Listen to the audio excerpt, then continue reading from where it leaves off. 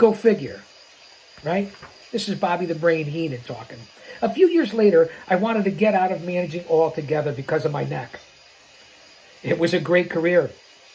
I had done nearly everything except manage a woman to wrestle a woman. That wasn't by choice, it just never came up. Bruiser didn't use them. Vern Gagne didn't use them when I was in the AWA.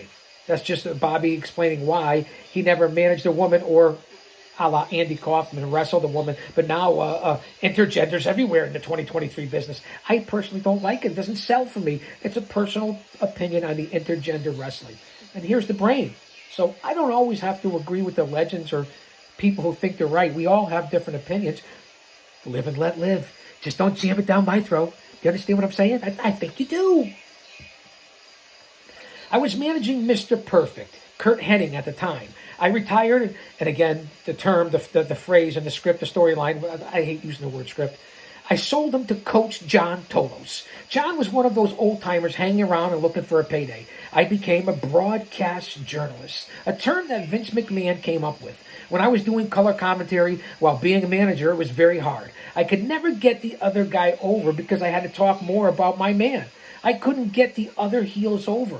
If I managed Rick Rude, I couldn't talk about how good DiBiase was because I had to put all my attention to my wrestler, or I didn't consider myself a good manager. There's a lot to be said for that, and I couldn't agree more.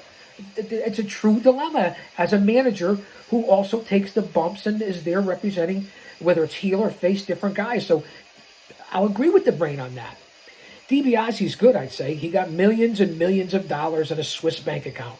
I don't know how it's working out now in 2023 with the DiBiase's, but that's another story for another time. But look at the body on Rick Rude. I know money buys everything, but Rude is at his peak right now. This is what the Brain was quoting back then.